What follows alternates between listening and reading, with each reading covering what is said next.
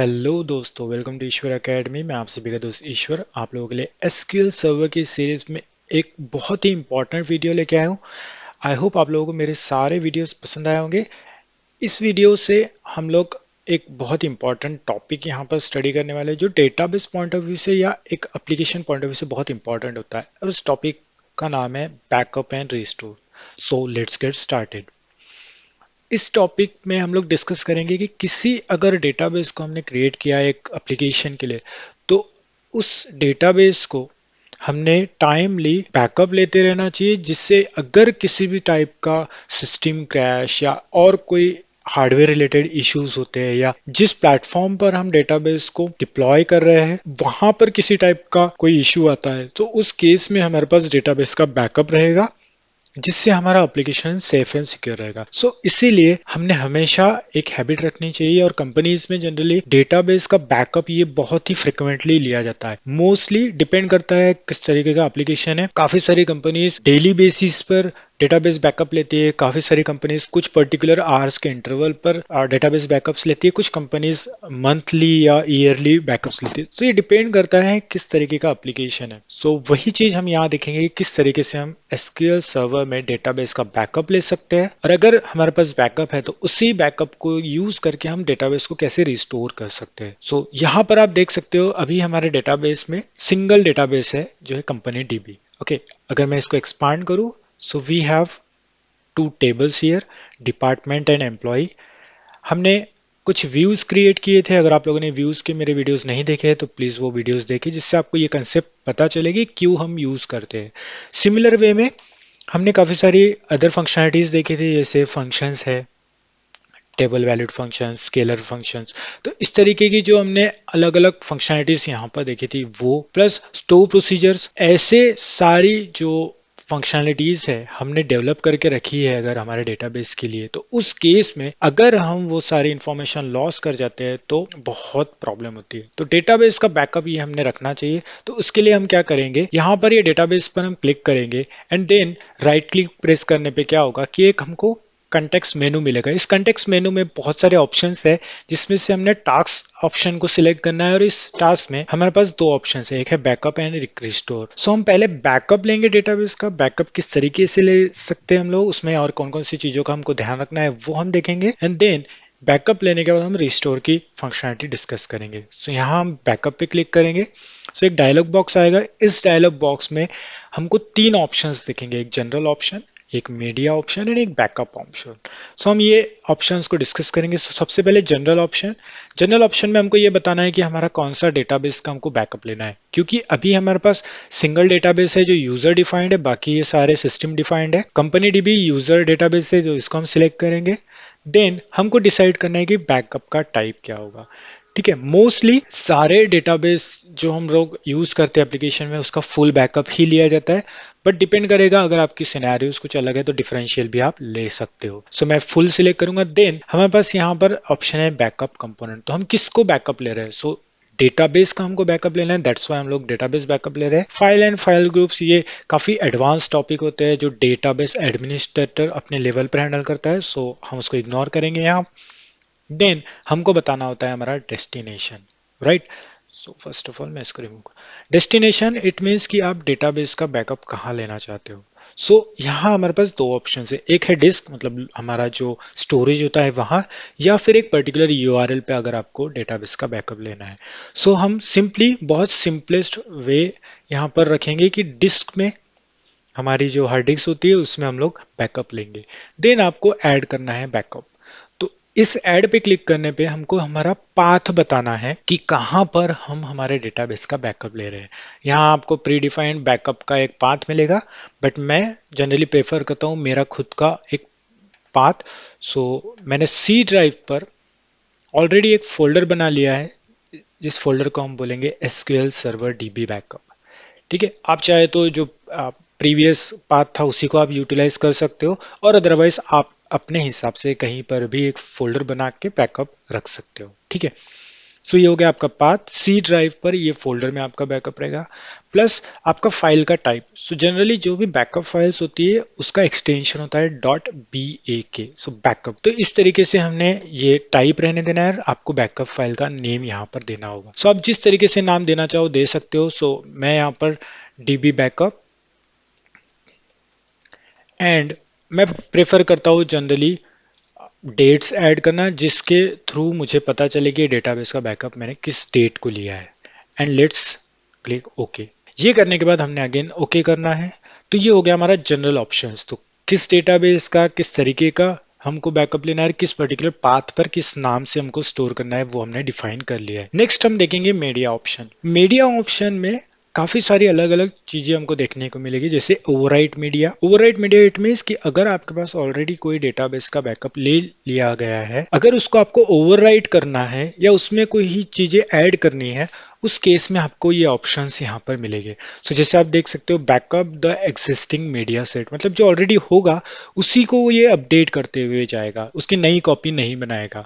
Okay तो इसमें भी दो ऑप्शंस देखने को मिलेंगे हमको, एक है अपेंड और एक है ओवरराइड। ठीक है, सो अपेंड में डेटा ऐड होते जाएगा जो नया कुछ हम करेंगे, और ओवरराइड में प्रीवियस वाले को नया टोटल रिप्लेस कर देगा। तो इस तरीके से हम ये ऑप्शंस को सिलेक्ट कर सकते हैं। देन अगर आपको एग्जिस्टिंग मीडिया सेट को हमेशा ओवरराइट नहीं करना है तो आप क्या करोगे, सिंपली न्यू भी कर सकते हो। उस टाइम पे आप इसको नाम दे दो और इसके हिसाब से आप सारी चीजें परफॉर्म कर सकते हो। मैं अभी के लिए यही ऑप्शन रखूंगा। ये ऑप्शन सिलेक्ट करने पे क्या होता है कि जब भी हम इस ऑप्शन को सिलेक्ट करते हैं जिसमें backup to new media set है, जिससे क्या होगा कि जो हमारे प्रीवियस डेटा सेट्स रहते हैं वो सारे डिलीट हो जाते हैं और एक नया क्रिएट हो जाता है। अगर हम बैकअप ऑप्शन पे जाए तो इस ऑप्शन से रिलेटेड एक चीज हमको देखने को मिलेगी, और जो है हमारा एनक्रिप्ट बैकअप। एनक्रिप्ट बैकअप में क्या होता है कि आप आपके डेटाबेस को एनक्रिप्ट कर सकते हो विथ द डिफरेंट एल्गोरिदम्स। जैसे मैं अगर इसको क्लिक करता हूँ, यहाँ पे आपको डिफरेंट एल्गोरिदम्स मिलेंगे, जैसे 256 मोस्टली यूज होता है, एंड आपको सर्टिफिकेट जनरेट करने होते हैं, कुछ उसकी क्वेरीज होती है जो जनरली डीबीएज हैंडल करते हैं, एंड देन उसके हिसाब से आप ये ऑपरेशन परफॉर्म कर सकते हो। ठीक है, अगर हम मीडिया ऑप्शंस में जाके फिर से ओवरराइट मीडिया के ऑप्शन को सिलेक्ट करते हैं, बैकअप पे आते हैं, तो आप देखोगे ये आपको डिसेबल मिलेगा, जिससे आप इसको एक्सेस नहीं कर पाओगे। आपको एक नोट मिलेगी कि जिसमें encryption is available only when backup to new media set is selected. So वो backup to new media set वाला जो ऑप्शन है हेल्प करता है आपके डेटाबेस को एनक्रिप्टेड फॉर्म में बैकअप लेके उसको पासवर्ड के थ्रू सिक्योर रखने के लिए। बट मैं सिंपलेस्ट रखूंगा इसको, जिससे हम फर्स्ट ऑप्शन के साथ में ही जाएंगे। ओके एंड देन आपको सिंपली जनरल ऑप्शन पे हम जाएंगे एंड प्रेस ओके। इससे क्या होगा, आपका डेटाबेस का जो बैकअप है वो स्टार्ट हो गया था, और अगर किसी भी टाइप का कोई प्रॉब्लम नहीं है तो आपको सक्सेसफुल का एक पॉपअप मैसेज मिलेगा। So let's click okay. अभी हमने ओके को क्लिक कर लिया है, let's go to C drive. So हम सी ड्राइव में जाएंगे। सी ड्राइव में हमने एक फोल्डर बनाया है एसक्यूएल सर्वर डीबी बैकअप। आप देखोगे यहाँ पर हमने ये बैकअप की फाइल को जो नेम दिया था वही नेम हमको फाइल को मिल रहा है। इस डेटाबेस की साइज है 3.48 MB, और इसका बैकअप का टाइम के साथ में हम देख सकते हैं कि ये लेटेस्ट बैकअप हमने क्रिएट किया है। तो बहुत सिंपलेस्ट स्टेप्स हमको फॉलो करनी होती है। हम फिर से एक बार ट्राई करेंगे। So company DB, go to task, यहाँ पे बैकअप का ऑप्शन है। बैकअप के ऑप्शन में जाके आप देख सकते हो यहाँ पे हमको डेटाबेस सिलेक्ट करना है, उसका बैकअप लेना है तो वो डेटाबेस है। कहाँ पर लेना है वो हम बताएंगे। आपको कुछ नया ऐड करना है, जैसे यहाँ पर ओल्ड जो था 19 वाला वही, इसको अगर आप रिमूव करके नया डालना चाहो तो नया भी आप डाल सकते हो। सेम हम लोग प्रोसेस फॉलो करेंगे। हम जो फोल्डर हमने क्रिएट किया था उस फोल्डर में जाएंगे, एंड इस फोल्डर में जाके, नॉट दिस बट ये बैकअप वाला, ओके एंड इसमें जाके हम एक और डीबी बैकअप, सेम डेट हम दे देंगे एंड इसको 2, तो इससे हमको पता चलेगा ये सेकंड बैकअप हम लोग ले रहे हैं। ओके मीडिया ऑप्शन अगर आप ये चाहे तो चेंज कर सकते हो, ओवरराइट करना है ओवरराइट कर सकते हो, एंड बैकअप ऑप्शन में हमको कोई चेंजेस नहीं करने हैं, इसको हम ऐसे ही रखेंगे। अगर आप चाहो तो यहाँ डिस्क्रिप्शन कुछ दे सकते हो, बट इट इज़ फाइन। अगर आपको कंप्रेस करना है तो आप वो भी कर सकते हो, बट जनरली मैं सेटअप जो रहता है बैकअप का कंप्रेशन का उसको डिफॉल्ट रहने देता हूँ, ना कि compress. Okay, and let's click okay. So आप देखोगे आपका बैकअप रेडी हो चुका है। Let's go to folder again. Now you can see दो डेटाबेस के बैकअप्स हमारे पास यहाँ पर देख रहे हैं आप। ठीक है, तो इस तरीके से हम बैकअप्स ले सकते हैं हमारे डेटाबेस सिस्टम। सिमिलरली ये तो हो गया डेटाबेस का बैकअप लेना। अगर हमको जो बैकअप फाइल्स हमारे पास है उस फाइल को यूज करके डेटाबेस को रिस्टोर करना है, तो वो हम कैसे कर सकते हैं?